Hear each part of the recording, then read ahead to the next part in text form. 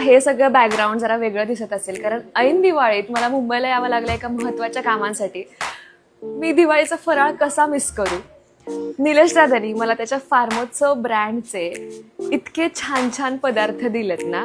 पहिल्यांदा मी माझी सगळ्यात फेवरेट ही शंकरपाळी टेस्ट केली आहे सकाळी आणि खूप भारी चव आहे.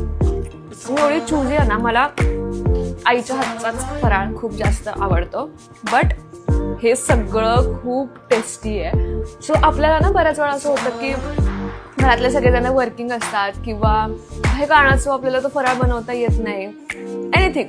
सो तुम्ही फार्मसोच्या पेजला व्हिजिट करा. त्यांच्याकडे खूप सारे पदार्थ आहेत. त्यांना DM करा. टेस्ट खूप भारी आहेत सगळ्याच्या. सो त्यांना DM केल्यानंतर ते पदार्थ तुम्हाला घरपोच डिलिव्हर करतात. आणि सांगायची महत्त्वाची गोष्ट म्हणजे निलेश दादाची आई, त्यांचं वय ऑलमोस्ट 60 असेल, त्या ह्या सगळ्या पदार्थ बनवण्यात सहभागी असतात. त्यांचं स्वच्छतेकडे लक्ष असतं, त्यांचं टेस्टकडे लक्ष असतं.